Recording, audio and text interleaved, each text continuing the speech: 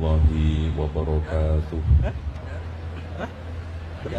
Alhamdulillahi rabbil alamin, wassalatu wassalamu ala asyrafil anbiya'i wal mursalin Muhammadin wa ala alihi wa sahbihi ajma'in, walhamdulillahi rabbil alamin. Yang saya hormati dari Kemenak Bapak Dadan yang lagi proses S3 ya Pak.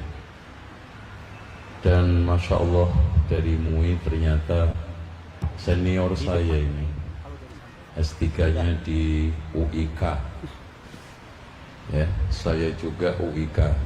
Mana tadi? Pak Kiai lulusan tahun 2014, saya lulusan COVID ya, makanya Dr. Abdul Covid, Fairuz Abdul Covid ya, jadi gelar saya Fairuz Abdul Covid. Baik, alhamdulillah para santriwan santriwati juga ceria ya, terserah nanti gimana nasibnya, yang penting sekarang ceria. Wali murid begitu juga, Masya Allah ya, murid-murid yang sekarang kita ajar ini rata-rata Ustadz Abu Islamah sudah cucu kita. Jadi yang belajar di pondok saya juga rata-rata cucunya jamaah kajian dulu di Amar Ma'ruf, cucu ya. Tadi juga ada Pak Solihin, ternyata anaknya juga sudah lulus ya. Itu dulu panitia kajian di Astra tahun 2002, Masya Allah ya. Dan alhamdulillah semua udah pada berumur dan tua kecuali saya, alhamdulillah masih muda. Tapi tetap aja semua bermutu, bermuka tua ya, alhamdulillah. Ini ternyata juga moderator di Radio Dakta ada di sini. Anak kira udah meninggal tapi masih hidup, alhamdulillah. Baik, sebelum saya ngasih tausiah, terserah nanti dikasih berapa jam, berapa menit saya bacakan pantun untuk wisudawan, wisudawati. Ke pasar beli ketupat untuk menjamu para kerabat. Masa belajar sudah tamat meski ilmu belum hebat. Ikan segar, ikan sepat. Ikan sepat jumlahnya 4. Angka 4 itu istimewa ya. Masa belajar amat singkat, meskipun singkat amatlah berat. Udah itu aja deh. Sebetulnya masih banyak nih. Oke. Anak-anakku sekalian, saya dikasih judul menata hati. Karena memang hati itu perlu terus diperbaiki, karena pusat dari segala kebaikan itu di hati.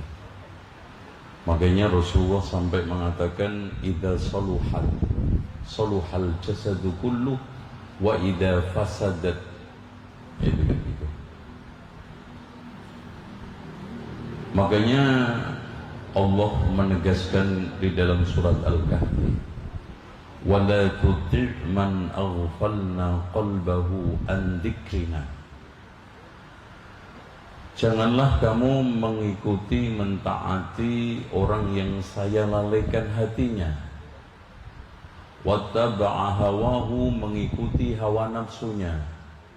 Akhirnya apa? Closingnya, outputnya, wa kana amruhu furuta, urusannya pasti berantakan. Makanya Imam Ibnu Qayyim di dalam kitabun arsalahu ila ba'di ikhwanihi, beliau mengatakan sumber kehancuran manusia itu karena menyia-nyiakan dua perkara. Menyia-nyiakan hati sama menyia-nyiakan waktu. Menyia-nyiakan hati membuahkan sikap lalai. Menyia-nyiakan waktu membuahkan diri mengikuti hawa nafsu. Jadi kalau orang itu hatinya lalai, yang diikuti nafsu, kemana arahnya? Nah, kemudian ada lagi merajut ilmu. Karena ilmu yang kalian dapat ini sudah cukup, tapi masih berantakan, perlu ditata, perlu dirajut untuk membuahkan satu sikap, yaitu apa? Khasyah. Ya. Jadi duduk juga nggak enak, berdiri aja deh. Anak-anakku sekalian, ada sesuatu yang tidak dimiliki oleh taksonomi Bloom. Yang merangkai ilmu itu cuma 6. Kalau taksonomi Bloom itu kan mengingat, memahami, mengimplementasikan, menganalisa, mengevaluasi, mencipta.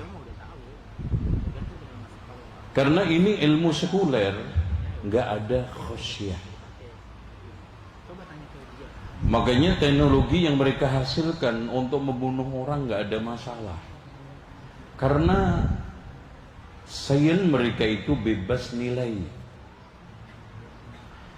Tetapi sains kita itu bebas untuk dinilai. Tidak boleh terikat, tidak boleh lepas dari nilai-nilai luhur, entah kearifan lokal maupun budaya serta agama kita. Oke, halo, masih ngikuti Pak? Halo? Karena suasananya menyebabkan cepat ngantuk ini. Oke. Lanjut ya. Terus kemudian meraih masa depan gemilang.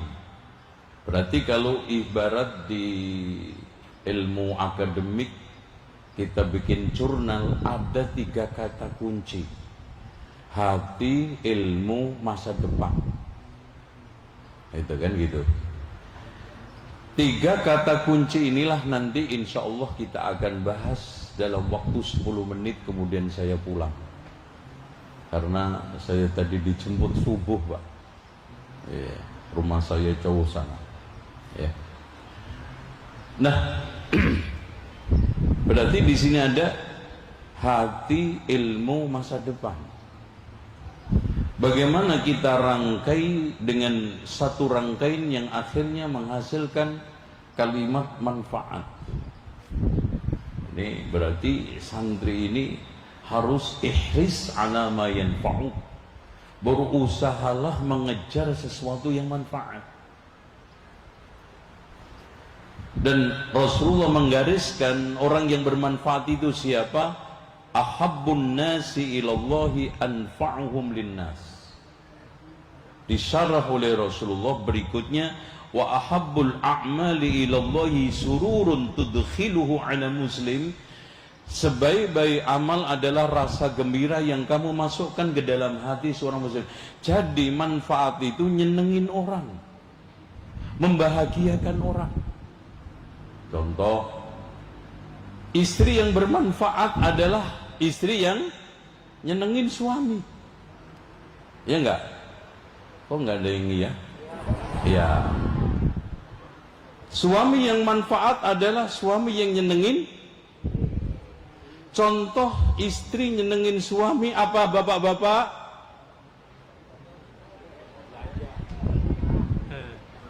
Bapak-bapak apa? Kawin lagi. Kurang ajar loh. Parah. Itu.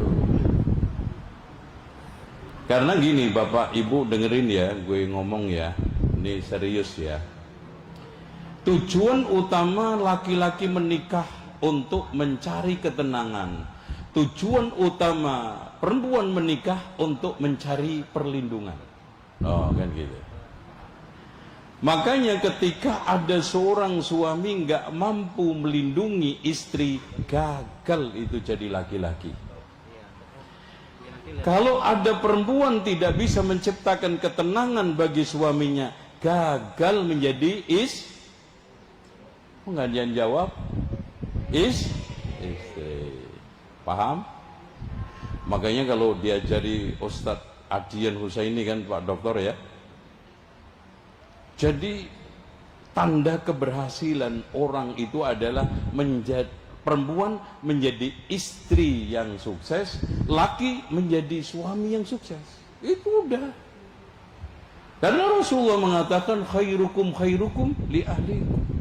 Orang bisa hebat di luar, kadang sama istrinya, sama suaminya, nah gitu kan gitu.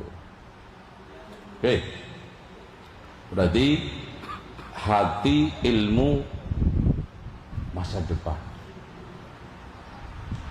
Nah, bagaimana sekarang ini hati ini berilmu, bermasa depan? Yang tidak lain tidak bukan adalah hati yang khasyah tadi.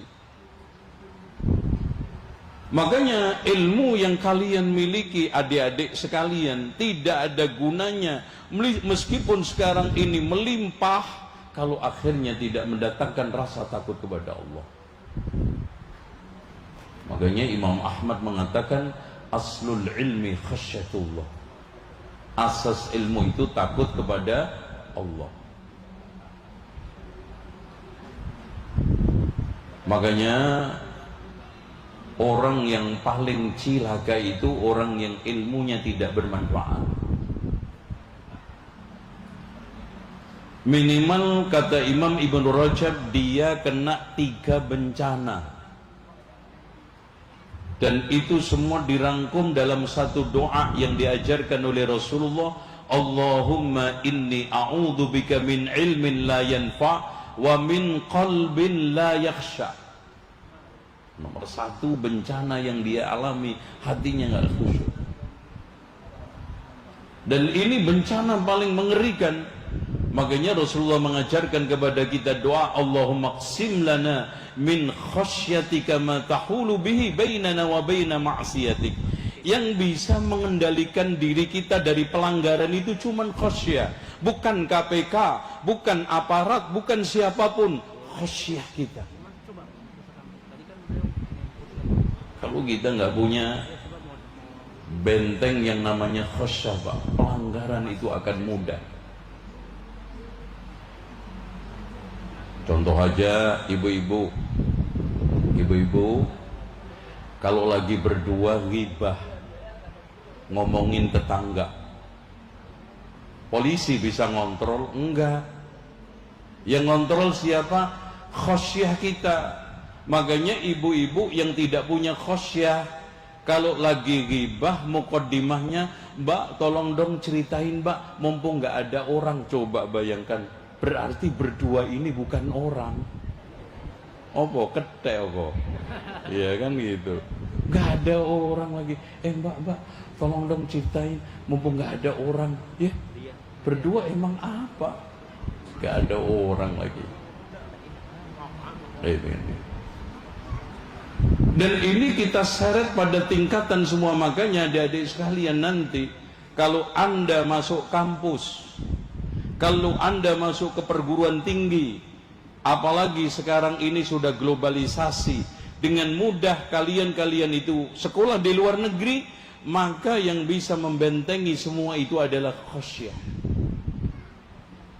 Ya, contoh aja, potensi anak-anak kita itu ke Jepang ini, alhamdulillah kita sudah mengikat MOU untuk pengiriman pengabdian imam ke Jepang. Ternyata Jepang itu terjadi krisis seks, di mana yang mati 5%, yang lahir cuma 1%. Dan itu banyak desa-desa yang sekarang nggak ada penghuninya. Ya. Kemarin saya diajak tamplek itu kok kampung banget, masya Allah pertaniannya itu banyak. Dan bahkan masjid yang terakhir kemarin kita selesaikan pembeliannya itu bekas kantor untuk pengelolaan apa itu namanya kerang. Kita beli dengan harga hampir 4 miliar, alhamdulillah lunas. Walaupun ya dana-dana karena kekurangan dana. Itu lagu kebangsaan pesantren. Ya dana karena kekurangan dana. Itu. Bahkan masjid-masjid yang lainnya potensi sekolah di sana. Bahkan diprediksi 35 tahun lagi Jepang akan kehilangan bangsanya. Akan diganti bangsa lain. Itu. Krisis seks kalau di Indonesia ini alhamdulillah manusia produktif itu lahir melimpah. Itu. Pokoknya untuk nyari orang-orang produktif di Indonesia itu masya Allah ya. Baik. Nah, ngomong apa ya gue ya? Dikasih waktu berapa sih Ustaz? Berapa? Salah sunnah ini, makanya lagi bingung untuk ngeringkes ini. Coba. Oke, gini aja deh. Gue bacain bekal masa depan kita.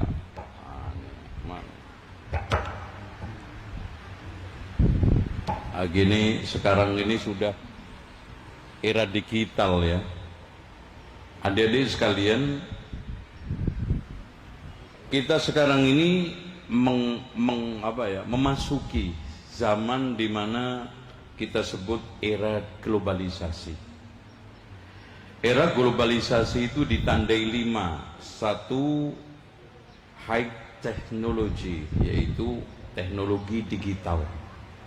Sekarang udah nggak bisa kita, apalagi sekarang AI ya, belajar manual sekarang sudah hampir sulit untuk dilakukan. Makanya anak-anak sekarang disuruh untuk nulis pakai tangan, pasti miring kanan, miring kiri, nggak ada yang bagus ya. Nah, ini menuntut dai-dai, murid-murid untuk menguasai teknologi AI dan juga digital. Yang kedua adalah fragmentatif of politik, yaitu apa? Tuntutan memperoleh hak layak.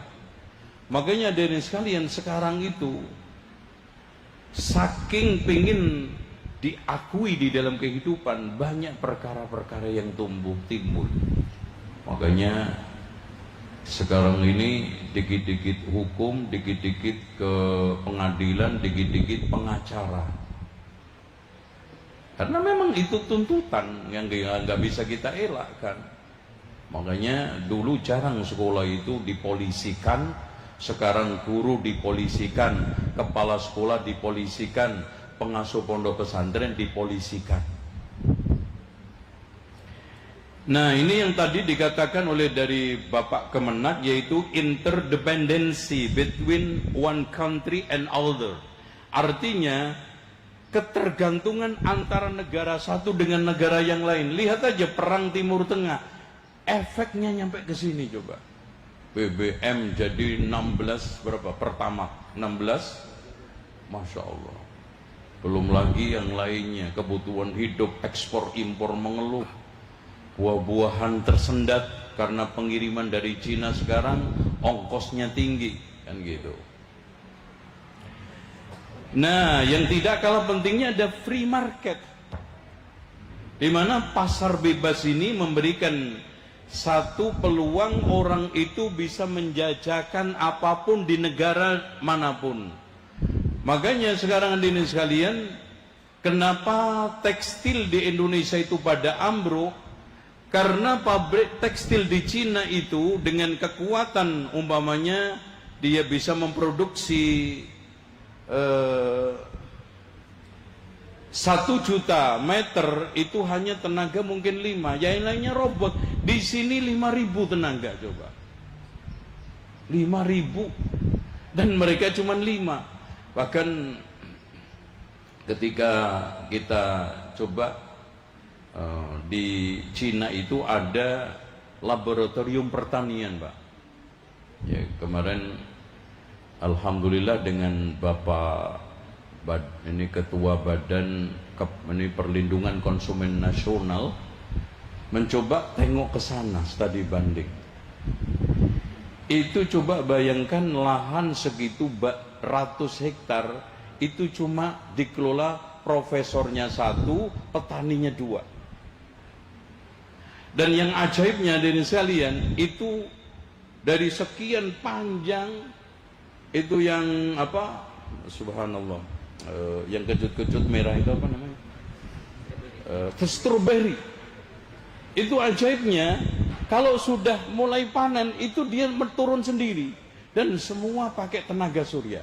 Jadi atasnya tenaga surya, bawahnya itu pertanian. Dan cuma satu profesor, dua yang bantui. Coba sekian puluh hektar petaninya cuma dua. Oh, itu semua teknologi. Dan ajaibnya Pak, per pohon itu ada chipnya. Jadi untuk mengontrol tomat, cabai, singkong, semuanya itu satu komputer di depannya profesor itu. Oh, ini sudah mulai panen, ini sedang, makanya nanti sudah mulai diturunkan pelan-pelan. Nah, ketika sudah mulai panen, turun tinggal metik. Semua tumbuh-tumbuhan ada. Dan bahkan profesor di sana itu sangat kagum, sangat pengen punya tanah seperti Indonesia, apalagi Karawang. Subur di sana itu, Pak. Tandus. Tuh, nanti Ustadz Abu Islama bisa murid-muridnya diajak sana studi banding, ya. Dibikin gratis, ya, caranya gratis, insya Allah banyak yang ikut. Nah, pulangnya aja bayar. Nah, kalau nggak bayar ditinggal, udah tuh repot-repot. Tuh, ya, seperti itu. Oke. Nah, di sini saya akan sampaikan, memang betul kata Profesor Renat Kasali itu mengatakan sekarang ini zaman respon cepat, tidak terhambat, real time. Ya, follow up, ya, langsung tindak lanjut mencari jalan, bukan mati langkah mengendus informasi, ya, penyelesaian paralel bukan serial, dukungan teknologi 24 jam seminggu. Jadi tidak ada lagi salam 96 itu nggak ada. Orang yang dulu yang hebat itu kan Pak, masuk jam 8, 6, masuk jam 8, pulang jam 6, itu hebat. Sekarang nggak ada. Antum dagangan, ada pemesanan jam 2 malam nggak antum ladenin, pindah. Dulu ibu-ibu, bapak-bapak untuk survei sekolah sehari mungkin dapat cuma 2, ya, manual, ya, keliling, ya, satu ke Hamalatil Quran, nanti ke pondok lain, sehari dapat 1. Sekarang ibu-ibu dengan ngetek HP-nya, sekali duduk sambil minum teh dapat 10 pesantren. Oh, ini pesantren bagus nih. Makanya bisnis haji umroh sekarang kalau lelet ditinggal. Karena orang itu bisa browsing, sekali browsing 15 PT, 20 PT travel. Oh, nggak ladenin, saya pindah. Real time. Nggak ada besok entar. Makanya manusia malas akan dibuang oleh teknologi itu sendiri. Kalah sama robot. Tapi apapun, di sini ada penelitian di Amerika, ya. Di Amerika terdapat penelitian bahwa 100 faktor yang menentukan pencapaian keberhasilan hidup, antara lain faktor IQ tinggi itu berada pada urutan 21. Jadi orang yang cerdas itu jangan bangga dulu. Jadi ternyata mereka yang cerdas itu hanya menempati 21. Oke. Sekolah top dan favorit. Jadi ini yang bangga sekolah top favorit itu hanya urutan 23. Jadi wah, anak saya sekarang sekolah di sekolah favorit, anak saya sekarang sekolahnya top, sekarang lulusan Harvard. Ntar dulu, itu belum berhasil. Itu menempati 23. Nah, lulusan dengan nilai sangat baik atau cum laude urutan 30. Nah, ini ya. Nah, yang menentukan keberhasilan 10 faktor. Pertama, 1, 2 sampai 10. Antum dengarkan dengan baik. Ini penutup ceramah saya. Yang pertama, bersikap jujur kepada semua orang. Jadi adik-adik sekalian, jangan minder, jangan sekarang ini kecut atau tidak pede dengan lulusan pesantren Anda tidak bisa bersaing. Ya, ternyata di tengah persaingan digital yang kita dituntut untuk memiliki, di samping SDM yang memiliki daya saing, SDA juga memiliki daya saing, maka yang paling utama pertama adalah nomor 1, bersikap jujur kepada semua orang. Dan ini sudah hampir hilang di tengah kita. Yang kedua, mempunyai disiplin yang baik. Itu. Jadi orang-orang yang nggak disiplin itu dimanapun akan dibuang oleh apa? Aktivitas kehidupan. Ya. Makanya di sekolah dibutuhkan disiplin, baik murid maupun guru. Di kantor dibutuhkan disiplin, baik atasan maupun bawahan. Sampai di rumah dibutuhkan disiplin. Ibu-ibu seneng nggak punya suami yang datang dari kantor tepat waktu atau mancing dulu? Oh, tepat waktu, Pak. Ya, denger ya. Yang suka mancing ya. Itu walaupun kadang-kadang suami yang suka mancing itu ada alasan. Iya, Pak, daripada di rumah kayak ikan mujair ngap-ngapan, dipancing nggak kena, didengar nggak enak. Enak ngelihat ikan mujair di sawah, di empang, dilihat manis, dikai dedek diem. Nah, mending mana? Mending mancing. Tapi nggak semua laki-laki seperti itu. Kadang-kadang ada laki-laki, ya maaf ya Bu ya, nggak tahu di sini ada atau enggak, disuruh gendong anaknya 10 menit aja ngeluh-ngeluh, ogah-ogahan, gendong sangkar burung murai 10 kilo betah. Ada enggak nih? Ada, tapi di sana dekat kompleks saya, agak ke timur, Karawang Timur. Nah, pandai bergaul. Makanya selalu kepada santri saya, kepada siapapun di sini juga, antum bergaul itu harus, dan bergaul itu ada target apa? Membangun jaringan. Makanya kalau lagi umroh saya didatangi beberapa mahasiswa UIM, Ustadz tolong anak kasih tausiah. Antum mumpung di sini, perbanyak mencari ilmu, bangun jaringan. Bergaul sama masyayikh, bergaul sama pengusaha untuk membuat jaringan. Bukan hanya sekedar bergaul, hehehe, bangga saya kenal Syekh Abdul Razak, bangga saya kenal fulan-fulan, tapi membangun jaringan. Supaya saya bisa ekspor kopi ke Saudi. Oh, Masya Allah. Sekarang ini Pak, tahu nggak? Saudi lagi gila-gilaan untuk membuka kafe di seluruh ini Saudi. Ya, bahkan ratusan, bahkan ribuan ton yang dibutuhkan. Ya, kemarin datang, alhamdulillah udah deal, dia pengen kopi Rinjani. Oh, kita ladenin. Gitu. Yang penting nggak ekspor akhwat, nggak mau itu ya. Apalagi sekarang kampus-kampus juga terbuka nih. Jadi Bapak Ibu sekalian juga, Ustadz Abu Islamah, di Jeddah itu ada Universitas Nauro, itu hampir 21.000 semua mahasiswanya perempuan, dan terbuka lebar untuk mahasiswi Indonesia itu. Dan syaratnya mudah sekarang. Nomor 1 yang paling penting, kuasai bahasa. Kelemahan orang Indonesia itu di bahasa. Sampai di Qatar kelemahannya daya saing dengan India cuman bahasa. Kalau kemampuan skillnya, kemampuan kompetensinya, nggak ada yang ngalahin. Tapi sayang bahasa. Ya. Di Jepang juga begitu, Masya Allah. Ternyata ada asosiasi pengusaha Indonesia Jepang itu, Masya Allah Pak. kompetensinya subhanallah, jaringannya juga subhanallah. Di sana juga berbagai macam komoditas sangat diperlukan dari Indonesia.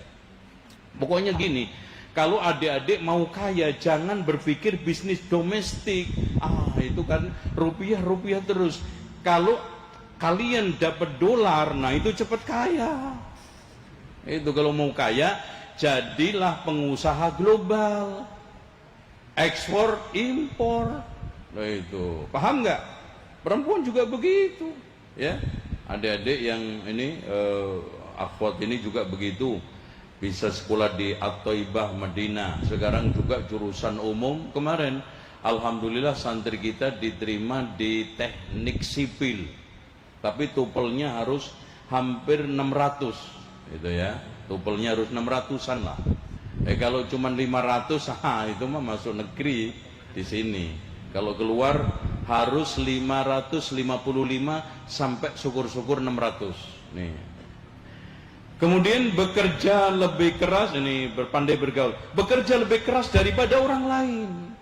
Gak bisa sekarang ini males-malesan, seneng pengangguran, menjadi beban orang. Makanya saya tegaskan, ada sikap 3 menjadi musuh bebuyutan agama. Apa? Pengangguran. 2 meminta-minta. 3 bermalas-malasan. Itu musuh agama. Kerja keras, otak cerdas, terus apa? Kok nggak ngerti? Otak cerdas, kerja keras, terus apa? Gimana sih? Ya, kerja keras, hati keras. Ya, kerja keras, otak cerdas, apa? Arti ikhlas. Terus apa lagi? Apa? Nih adik-adik perempuan deh, anak tanya sekarang. Kalau kamu nanti menikah, langsung saya tanya, karena itu outcome tertinggi. Pendidikan adalah sanggup menyiapkan perempuan untuk menikah. Kalau masuk PTN itu nomor kecil, itu belum berhasil, Ustaz. Disiapkan untuk menikah. Adik-adik saya tanya, pengennya suami punya duit banyak atau miskin? Loh kan itu. Wassalamualaikum warahmatullahi wabarakatuh. Itu langsung bener. Itu jawaban nggak salah. Ya, salah emang? Enggak. Makanya sebagai laki-laki apalagi sekarang ini ingin hebat, ar-rijal harus kerja keras. Lanjut, memiliki semangat atau kepribadian yang sangat kompetitif. Ini nomor 4 atau nomor 5 ya. Jadi orang yang dinyatakan berprestasi dan bisa berhasil, memiliki daya saing yang tinggi adalah nomor 5, memiliki semangat atau kepribadian yang kompetitif. Kemudian nomor 6, memiliki kualitas kepemimpinan amat baik dan kuat. Karena gini Pak, kepemimpinan itu lazim. Karena gini kan, administrasi melazimkan manajemen. Manajemen dibutuhkan kepemimpinan. Nggak mungkin administrasi jalan kalau nggak ada manajemen. Nggak mungkin manajemen itu jalan kalau nggak ada kepemimpinan. Dan kepemimpinan yang bagus adalah tadi, kuat. Bisa kuat ilmunya, kuat hartanya, kuat jasmaninya. Makanya Talut direkomendasikan oleh Allah untuk menjadi pemimpin Bani Israel. Kenapa Pak? Karena diberikan apa?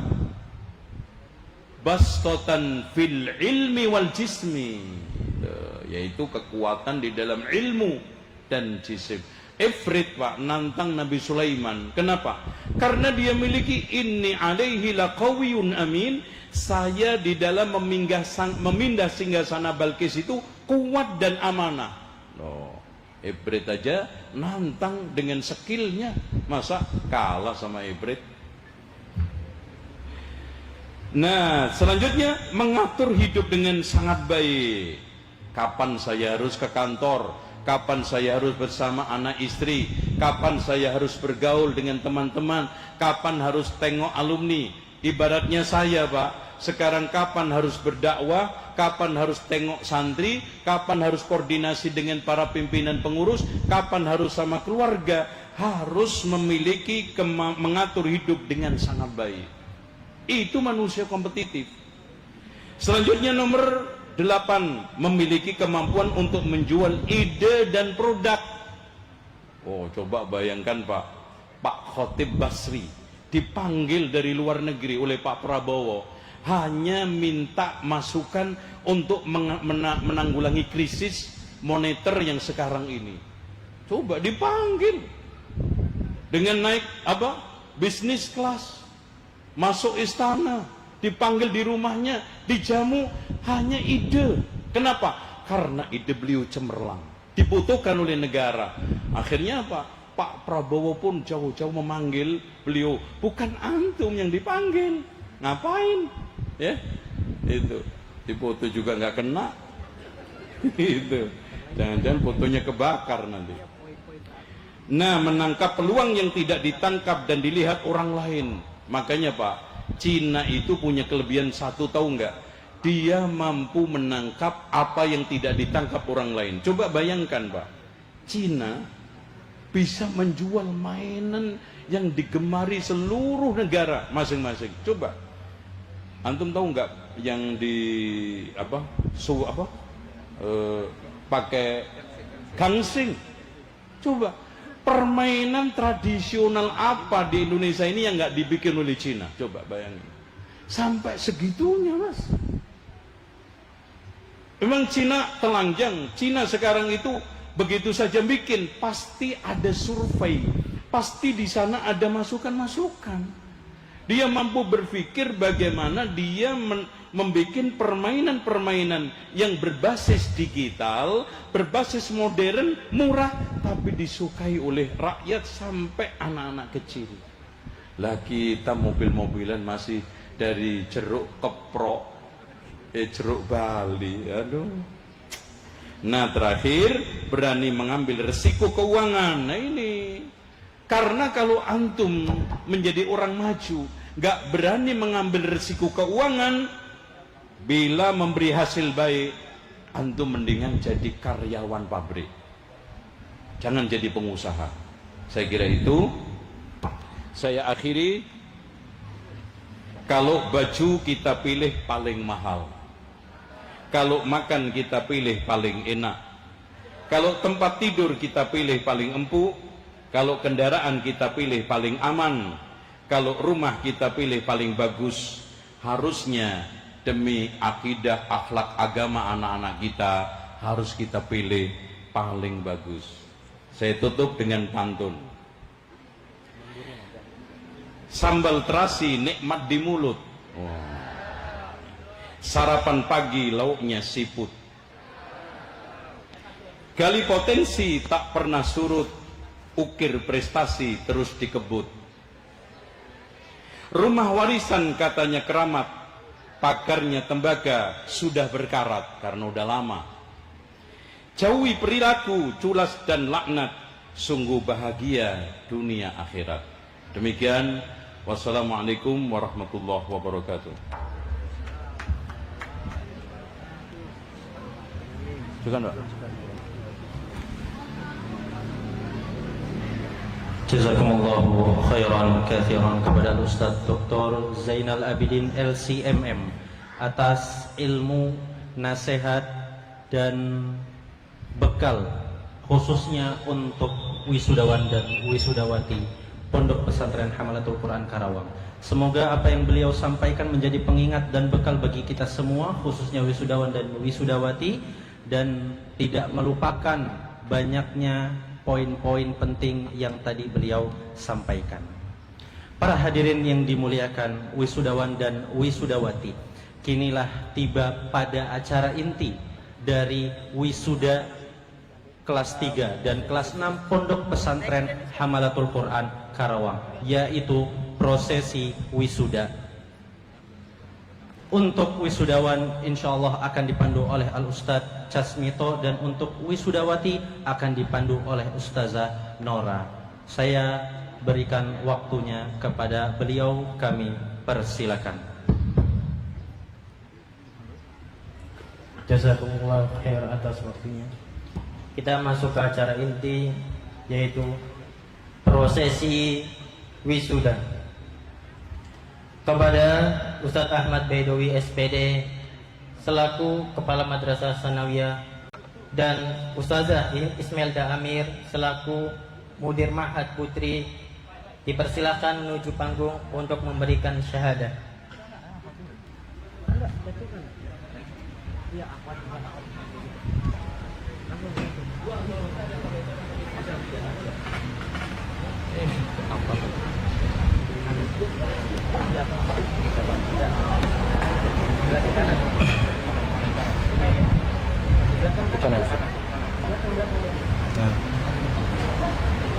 Oh, ke situ muter gitu. Nanti ke situ terus ke sini. Wisudawan Madrasah Sanawiyah Ananda Avanderi Setiadi bin Bapak Rudi Mardianto. Jumlah hafalan 5 juz dengan predikat Jayyid Jiddan. Agnia Konza Putri Silitonan binti Sonang Febrianto